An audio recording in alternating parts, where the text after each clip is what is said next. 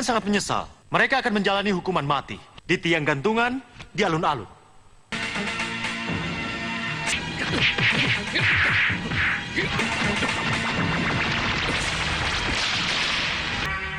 Dinda Prabu.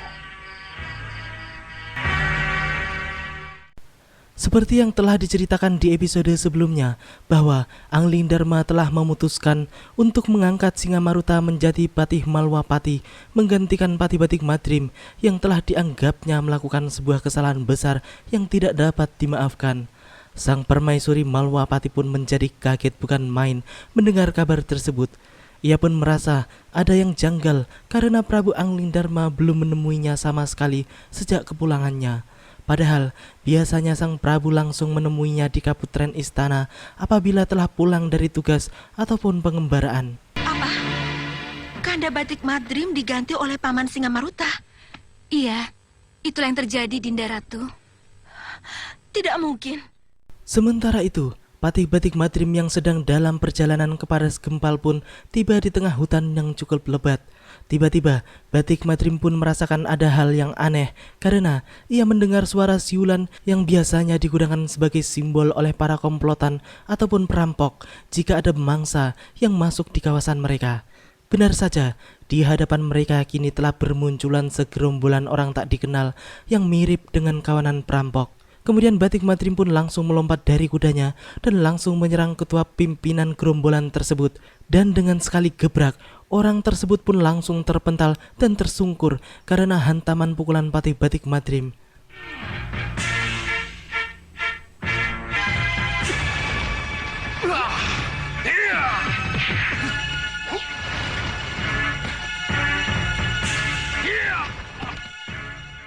Orang tersebut pun kemudian bangkit lagi dan kembali menyerang Patih Batik Madrim dengan pedangnya. Setelah beberapa kali mendaratkan pukulannya dan orang tersebut seakan-akan tidak memiliki rasa sakit, Batik Madrim pun sadar kalau yang dihadapinya adalah bangsa siluman. Tiba-tiba saja datanglah Prabu Angling Dharma dengan ilmu halimunannya dan langsung menghajar manusia-manusia siluman tersebut. Dan mereka pun akhirnya menghilang pergi dari tempat tersebut.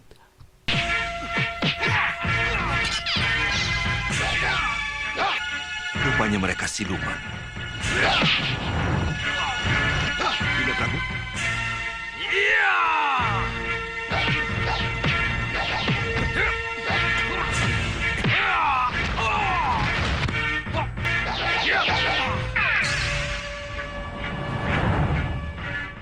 Setelah itu, Angling Dharma pun bertanya mengapa Batik Madrim ada di tempat tersebut dan membawa pasukan. Batik Madrim pun menjelaskan dan ia pun langsung sadar kalau telah tertipu oleh laporan palsu petani suruhan Prabu Angling Dharma. Mendengar penjelasan Batik Madrim, Angling Dharma pun langsung berpikir tentang Malwapati, bahwa ia merasa pasti ada sesuatu yang terjadi di Malwapati saat itu. Ia pun langsung mengajak semuanya untuk cepat-cepat pulang ke Malwapati. Ada sesuatu yang harus saya lakukan setelah urusan pusar angin selesai. Tapi kenapa ini? Dan kenapa membawa pasukan? Kami tertipu, Dinda. Menurut Iya, Gusti. berita, Dinda Prabu dikepung oleh perampok di Padas Gempal.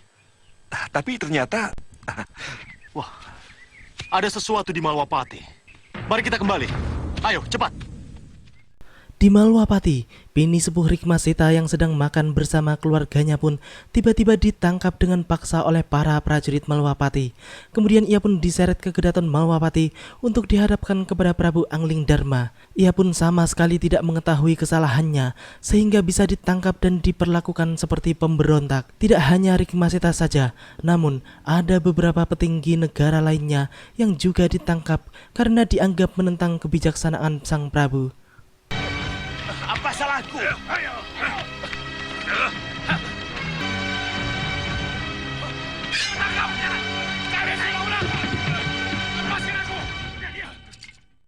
Sementara itu, di Kedaton Malwapati, Angling Dharma pun menjelaskan satu persatu kesalahan mereka sehingga bisa ditangkap dan dibawa ke tempat tersebut. Dan yang lebih parahnya lagi adalah keputusan Angling Dharma yang kemudian memutuskan hukuman mati di tiang gantungan bagi mereka semua. Hal tersebut pun benar-benar membuat semuanya sangat kaget dan tidak percaya dengan keputusan gila tersebut. Suliwah yang hadir di tempat tersebut pun juga menjadi kaget bukan main. Bagaimana bisa dengan semudah itu sang Prabu memutuskan hukuman mati bagi mereka? Rikmaseta, dari golongan Pinisepuh, yang selalu menentang kebijaksanaanku. Giryuda, dari golongan Tamtama, yang berani menghasut para prajurit untuk tidak melaksanakan perintah. Dengan sangat menyesal, mereka akan menjalani hukuman mati di tiang gantungan di alun-alun. Setelah itu, Angling Dharma pun memerintahkan patihnya, Singamaruta, untuk memenjarakan mereka terlebih dahulu. Kemudian ia pun pergi dan membubarkan pasowanan tersebut. Setelah kepergian sang Prabu Angling Dharma, Suliwah pun segera menghadap kepada Singamaruta dan menyampaikan pendapatnya tentang kesalahan para tawanan tersebut. Namun, Singamaruta pun menolak usul Suliwah dan berdalih hanya menuruti kemauan sang Prabu Angling Dharma. Suliwah pun benar-benar merasa sangat bimbang antara percaya dan menolak kesewenang-wenangan yang menurutnya tidak seharusnya terjadi. Patih Singamaruta, penjarakan mereka. Sendiko dawuh, Gusti Prabu. Apa paman akan langsung menghukum mereka? Aku hanya menjalankan perintah. Apakah aku harus melawan dan bernasib sama seperti mereka? Malam itu, di sanggar Pamelengan Malwapati, terlihat permaisuri Malwapati Dewi Sekarwangi yang ditemani Dewi Kusuma Gandawati pun sedang melakukan semedi untuk meminta petunjuk kepada Dewata tentang kejadian-kejadian aneh yang sedang terjadi di Malwapati. Kemudian datanglah Roh Masyura sebagai utusan dewa untuk mengambil jasad halus sang permaisuri dan membawanya ke tempat yang aman. Hal tersebut tentunya membuat tubuh sang permaisuri pun lemas dan terjatuh ke arah Dewi Kusuma Gandawati. Mengetahui hal tersebut, Dewi Kusuma Gandawati pun kaget dan panik. Ia pun berteriak meminta pertolongan. Dinda, Dinda Sekarwangi, tolong, Dinda Ratu, Dinda. Kemudian Prabu Angling Dharma pun memasuki ruangan tersebut dan melihat permaisuri Sekarwangi yang telah tergeletak tak berdaya. Angling Dharma yang tengah mengguncang-guncang tubuh Dewi Sekarwangi pun panik dan marah. Kenapa hal tersebut bisa terjadi? Ia pun kemudian menatap Dewi Kusuma Gandawati dengan penuh kemarahan dan menuduhnya telah membuat sang permaisuri menjadi seperti itu. Dengan sangat kasar, Angling Dharma pun menarik dan mendorong Dewi Kusuma Gandawati. Namun, kemudian istri Patih Batik Madrim pun berusaha kabur dari ruangan tersebut. Ia pun berlari ke arah Kedaton untuk meminta pertolongan. Kamu apakan dia? Kamu apakan hingga jadi seperti ini? Tidak melakukan apa-apa.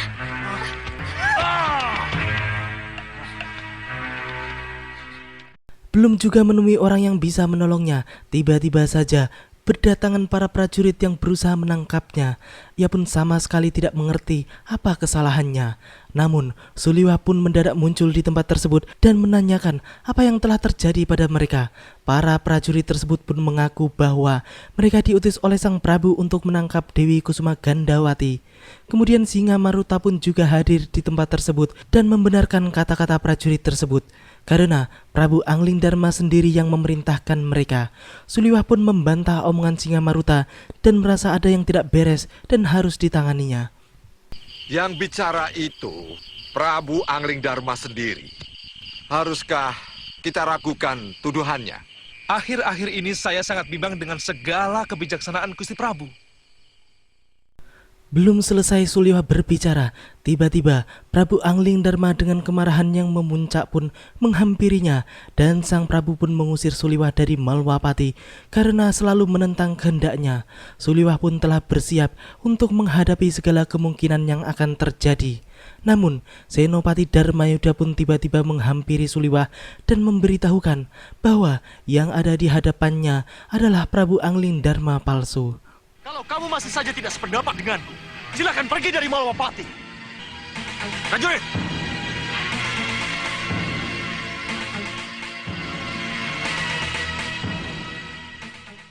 Suliwah yang mendengar kabar tersebut pun kemudian tersenyum penuh kemenangan. Ia pun kemudian menghalau dengan mudah panah-panah prajurit yang datang mengancam nyawanya. Angling Dharma pun kemudian menyerang Suliwah dengan ganasnya. Namun, Suliwah dengan mudah mematahkan serangan sang Prabu dan memberikan serangan balasan yang lebih hebat sehingga Angling Dharma pun dibuatnya kalang kabut. Siapkan panah kalian.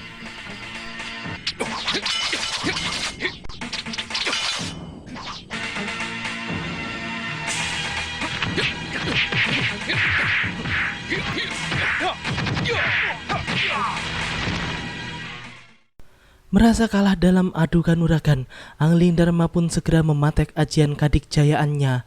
Namun, belum sempat ajian tersebut mengenai Suliwah, tiba-tiba datanglah Batik Madrim yang langsung menggagalkan ajian tersebut. Angling Dharma palsu pun sangat kaget melihat kedatangan Batik Madrim yang secara tiba-tiba. Batik Madrim pun kemudian menghina si Angling Dharma palsu tersebut.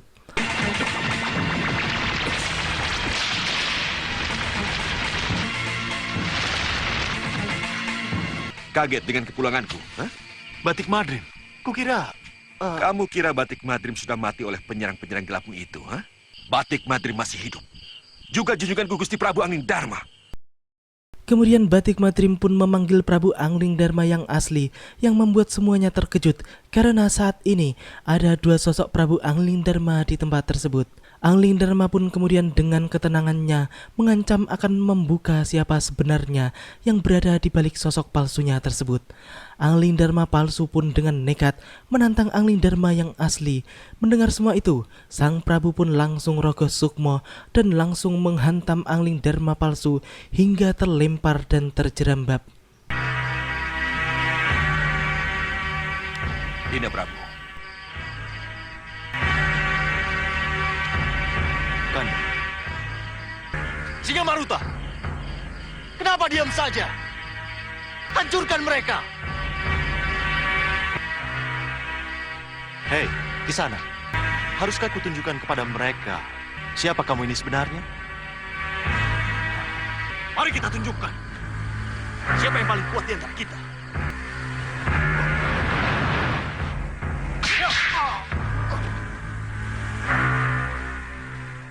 Kemudian Angling Dharma palsu pun mengeluarkan senjata pusakanya, yaitu sebuah trisula emas. Sang Prabu yang melihat semua itu pun tidak mau kalah. Ia pun segera mengeluarkan pusaka keris pulang geni yang memiliki pamor perbawa yang kuat. Hal tersebut pun membuat Angling Dharma palsu ketakutan dan berubah menjadi bentuk aslinya, yaitu berupa siluman buruk rupa. Ia pun kemudian langsung kabur dari tempat tersebut.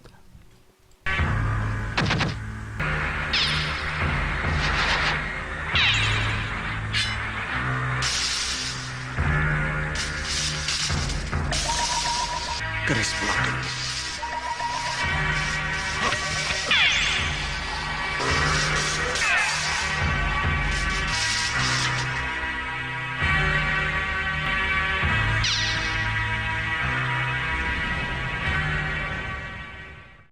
Prabu Angling Dharma pun kemudian sangat menyayangkan karena mereka tidak bisa menangkap makhluk tersebut untuk dimintai keterangan lebih lanjut tentang siapa yang menyuruhnya mengacau di Malwapati. Batik Madrim pun yakin bahwa pasti rahasia tersebut akan terbongkar secepatnya. Kemudian Singa Maruta pun menghampiri mereka dan memberikan selamat untuk Prabu Angling Dharma yang kemudian ia pun mengembalikan pangkat kepatihan yang telah berada di tangannya sebelumnya. Sayang, kita tidak bisa menangkap makhluk itu.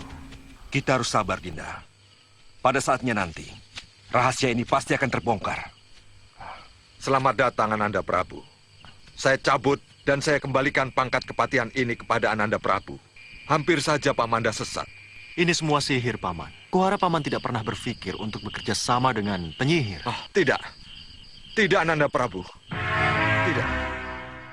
Di markasnya yang bertempat di Meranggas, Ratu Sihir Gendrawani pun memarahi para siluman suruhannya yang dianggap telah melanggar perintah yang telah ditetapkannya, sehingga gagal dalam menjalankan tugas mereka.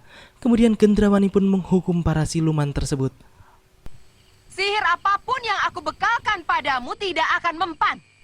Kamu kalah dan hancur berantakan.